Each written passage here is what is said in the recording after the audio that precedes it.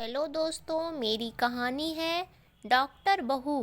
मैं डॉक्टर की पढ़ाई कर रही थी, लेकिन मेरी सास को मेरा पढ़ाई करना बिल्कुल पसंद नहीं था और वह जानबूझकर मुझे घर के कामों में उलझाए रखती थी।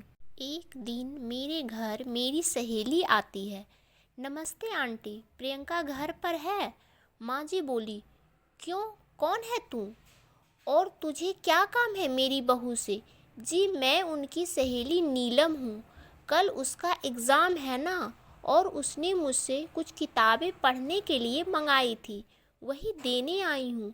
अच्छा, तू है नीलम जो सारा दिन फ़ोन पर मेरी बहू के कान भरती रहती है?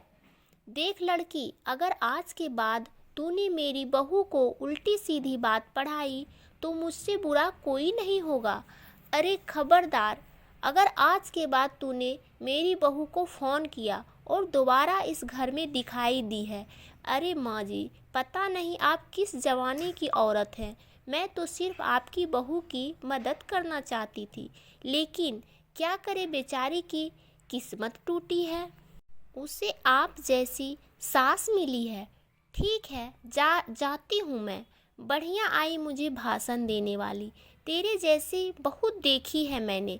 शाम को मैं अपने पति के साथ घर आई तो माँ जी से पूछी, माँ जी मेरी सहेली नीलम घर पर आई थी क्या? माँ जी बोली, अरे बड़ी बदतमीज़ है तेरी सहेली, औरों से बात करने का ढंग भी नहीं है उसे। तो मैंने बड़े बड़े ताने सुनाकर भगा दिया। हे भगवान, अब क्या होगा? कल मेरा एग्ज़ाम है। माँ जी बोली, अरे तेरी यह बेकार की पढ़ाई में क्या रखा है? बड़ी आई डॉक्टर बनने, चुपचाप घर के कामों में ध्यान दे। और हाँ, कल मेरी कुछ सहेलियाँ घर पर आ रही हैं, उनकी खातिरदारी में कोई कमी नहीं रहनी चाहिए। जी माँ जी। फिर मैं उदास हो गई। अगले दिन पूरा समय माँ जी के सहेलियों की खातिरदारी में और घर के काम में बीत जाता है और मैं एग्ज़ाम नहीं दे पाती हूँ। उस रात मैं अपने पति करण को सारी बात बताई। करण बोले, अब क्या बोलूँ, यह माँ भी ना, कोई बात नहीं, और तुम अपना मुंह ठीक कर लो। अगली बार अच्छे से ठीक से पढ़ाई करना। कुछ दिनों के बाद माँ जी की एक सहेली आती है। अरे कोकिला बहन, घर में प्रियंका है? कोकिला बोलती हैं। क्या हुआ भारती, तू इस तरह लंगड़ा क्यों रही है? भारती बोली, अरे क्या बताऊँ कोकिला बहन, सीढ़ियाँ उतरते वक्त मेरा पैर फिसल गया और मैं पैर में सूजन आ गई है, इसलिए तेरी बहू से दवा पानी कराने आई हूँ। माँ जी बोली, मेरी समझ में नहीं आता, लोग छोटी छोटी बातों को लेकर डॉक्टर के पास क्यों जाते हैं? अरे तेरा पैर मुड़ गया है ना, बस ला, अभी तेरे पैर को मैं ठीक कर देती हूँ। दिखा तेरा पैर। माँ जी अपनी सहेली का पैर पकड़कर जोर से खींचती हैं। भारती बोलती हैं, मर गई रे, ऐसा बोलकर जोर से चीखती है। माँ जी बोली, अरे क्या हुआ, आराम मिला? भारती, एक तो मेरा पैर पहले से मचका हुआ है, कहीं ऐसा ना हो कि ज़्यादा मचक जावे। रहने दे तू, अब मैं चलती हूँ। और वो चली जाती है। थोड़ी देर के बाद जब मैं घर आई तो माँ जी बोली, अरे कहाँ मर गई थी सुबह से? माँ जी, मैं अपनी किताबें लेने गई थी और मैं अपने कमरे में चली गई। माँ जी, अच्छा, इन किताबों ने इसका दिमाग खराब कर रखा है। यह किताबें ही सारी मुसीबत की जड़ है। थोड़ी देर में ही वहाँ पेपर पस्ती लेने वाला और खाली बोतल लेने वाला चिल्लाता हुआ गुजर रहा होता है। माँ जी ने मेरी सारी किताबें पेपर वाले को दे दी। पेपर वाला बोला, यह तो सब अंग्रेजी में लिखी हुई बहुत महंगी किताबें हैं। माँ जी बोली, तू लेकर जाता है कि नहीं? वैसे पेपर वाला सारी किताबें लेकर चला जाता है।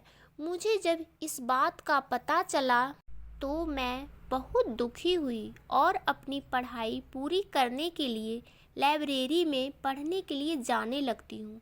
कुछ दिनों के बाद माँ जी कहती है, अरे मर गई रे, बाप रे। माँ जी को बहुत दर्द होता है और वो चीखने लगती है। उनको सहा नहीं जा रहा था। करण बोलते हैं, क्या हुआ माँ, तुम्हारी तबीयत बिगड़ती जा रही है। वह बंगाली बाबा की दवाइयाँ नहीं लाई?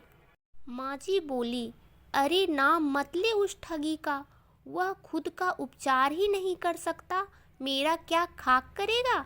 करण बोले, ठीक है माँ, मैं प्रियंका को फ़ोन करके बुलाता हूँ। मैं लाइब्रेरी में बैठकर पढ़ रही थी, तभी मेरे पति करण का फ़ोन आता है। प्रियंका, माँ की तबीयत ठीक नहीं है, तुम जल्दी घर पर आ जाओ। फिर मैं बोली, जी मैं अभी आती हूँ। थोड़ी देर के बाद मैं घर पहुँची और बोली, क्या हुआ माँ जी? माँ जी बोली, हाँ बहुत बड़ा बुखार है। मैं बोली, फिक्र ना करो माँ जी, आप मुझे एक बार चेकअप करने दीजिए, सब ठीक हो जाएगा। माँ जी बोली, अच्छा ठीक है बहू, जैसी तेरी मर्जी।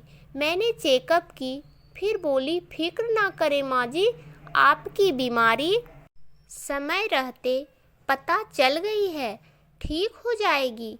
अगर थोड़े दिन गुजर जाते तो इन्फेक्शन ज़्यादा फैल जाता और लेने के देने पड़ जाते। फिर मैं अपनी सास को एक इंजेक्शन लगा दी और कुछ कुछ दवाइयाँ खाने के लिए दे दी। फिर मैं बोली, अब आप एकदम ठीक हो जाएंगी। कुछ दिनों के बाद माँ जी पूरी तरह ठीक हो जाती हैं। माँ जी को मेरे साथ किए गए बुरे बर्ताव से बहुत पछतावा और शर्मिंदगी महसूस होता है।